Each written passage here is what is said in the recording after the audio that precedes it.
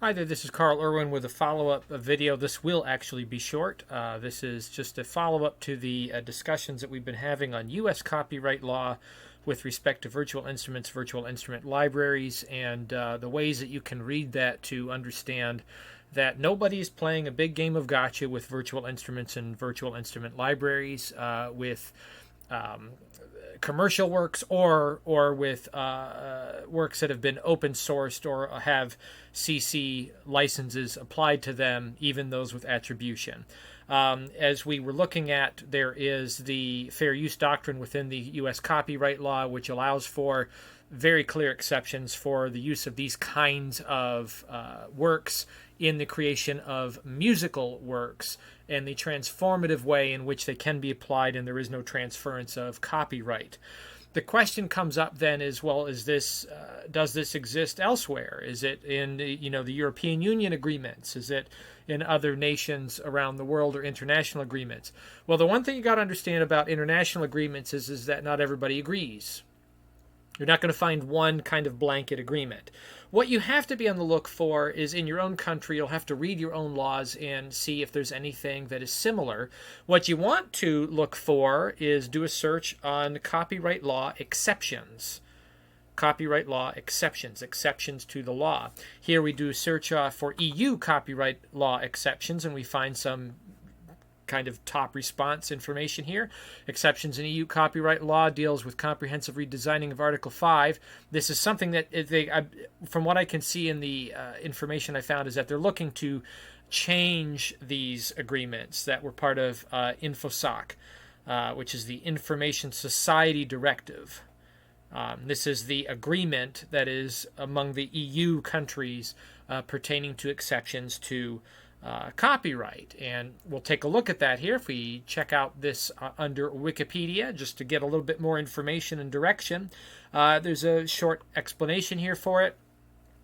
Explains here Article 5 is the one that we're actually looking at, allows member states to establish copyright exceptions to Article 2 reproduction right and the Article 3 right of communication in the public to the public in cases of various types of things.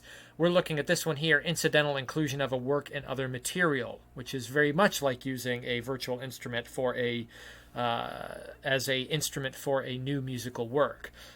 So here it is here. Now I know this is a Wikipedia page, so we can actually link to the actual document, and here is the document, somewhat old, 2001.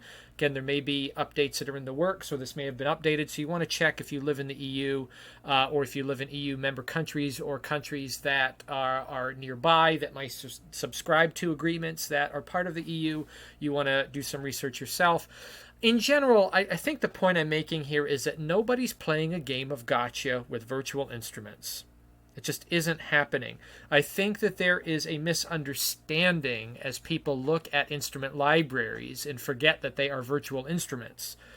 Their purpose, their intent is to be used as an instrument to render music, compositions, and not to attribute any kind of copyright to musical works as if it was a copy of the work. Nobody's playing that game. You're not finding cases that demonstrate those sorts of claims. There's not case law that anybody can apparently cite to enforce that reading of the law anywhere. I mean, you're just not finding that. It doesn't exist. So if we examine the exceptions, we can see that there are a lot of vague exceptions that allow us to interpret exactly what I'm saying, that these instrument libraries, these virtual instruments, much like a synthesizer, it's an instrument. It is not a copy. It is not something that is copied when you write music with it or record music with it. You're not making a copy of the instrument. It is a completely different work. So let's take a look at this real quick just to satisfy some of you that are on the hunt, maybe in European countries. So there is some abbreviations of these. There's an abbreviation of these articles. If we look down here, looking for Article 5, Article 1, Article 2. By the way, here's reproduction right because Article 5 refers to Article 2 and 3, so let's just quickly read these abbreviations. Member states shall provide for the exclusive right to authorize or prohibit direct or indirect, temporary or permanent reproduction by any means and in any form in whole or in part. So these are restrictions. Okay, this is about restrictions, about the right of reproduction, which is copyright, and it gives for authors of their works, for performers, fixations, for phonogram producers or phonograms, producers of the first fixations of films, this is directors and producers, for broadcasting organizations and whatnot. Article 3, the right of communication to the public of works and right of making available to the public other subject matter. So this is dealing with, I think the concept of derivative works, if I'm reading this right. So there's a few things on here. Member states shall provide authors with the exclusive right to authorize or prohibit. Again, these are about restrictions. Okay, now when we get to Article 5, we see the exceptions to these things. So here, Article 5, exceptions and limitations. So we're dealing with 1, temporary acts of reproduction referred to in Article 2. This deals with broadcast. As I read it, transmission and broadcast, that's not what we're looking for. Number 2, member states may provide for exceptions or limitations to reproduction right provided for in Article 2 in the following cases. Again, dealing with, I think, the broadcast matter that was up there. This does, let me see here, in respect to reproductions of paper, similar, okay. Respect to reproductions of any medium made by a natural person for private use, okay. So this is kind of like fair use doctrine. Right, in respect of specific arts of reproduction made by publicly accessible libraries, so this is for archival. In respect to the ephemeral recordings of works made by broadcasting organizations, okay, broadcast again. In respect of reproductions of broadcasting and broadcast. Section 3 of Article 5, this is the one we're interested in, and there's quite a few on here pertaining to Articles 2 and 3 in the following cases. So if you take a look down here at letter I, the incidental inclusion of a work or other subject matter and other material. That's it, right? The incidental inclusion of a work or other subject matter in other material. So I think you can pretty easily interpret the use of a virtual instrument as an incidental inclusion. It's intended. It's incidental. It is not a material copy of that work, but rather it's an incidental inclusion. You're taking note samples, tone samples, waveform samples, and applying them in alteration along with other things in the creation of a new work whose sole copyright must belong to the composer, to the author. It can't really be attributed to anybody else, particularly among the incidental parts of that work. So if you're in the EU, you're looking at this agreement, you're looking at this inclusion. Now, it is not merely a blanket agreement.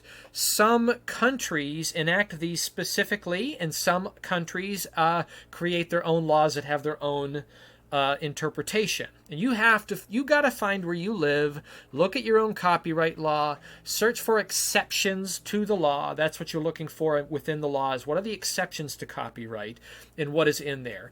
If you want to, you can look here on this website, handy dandy website, copyrightexceptions.eu, and it looks like number sign or hashtag info, INFO 53. And this gives you the exceptions, and if you select here incidental inclusion Article 5.3i of InfoSoc, you see here it shows you with a key broad implementation, restrictive implementation, no implementation, very restrictive, there's none there, and no data. Right. So even these EU agreements, they're blanket ideas. You got to look at your own country and your own copyright law, look for exceptions, and find the terminology that fits these concepts. These are quite universal concepts, right?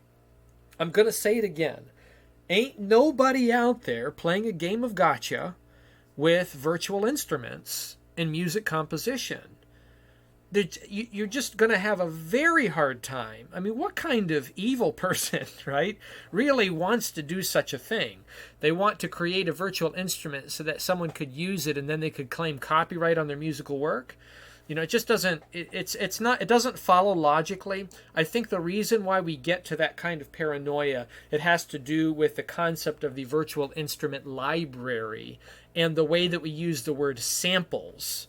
because we often think about samples as a very broad term, being anything that is recorded, and I mentioned this on previous videos. But you kind of have to put that terminology aside and really think about intent, and then research your own copyright exceptions. Anyway, this is the EU language. This is an agreement that EU countries have agreed to.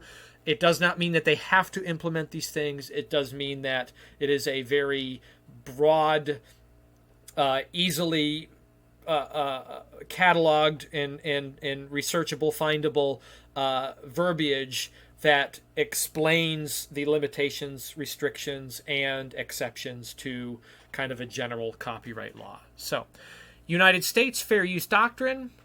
EU, you're looking at the Information Society Directive.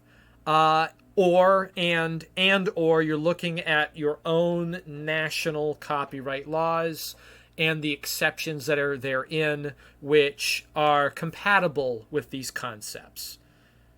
Right? In general, I think what I'm trying to drive home is that nobody really should be paranoid about using CC licensed instrument libraries. I just don't see it. I don't see it. So anyway, there it is. Good luck with that. Happy mixing.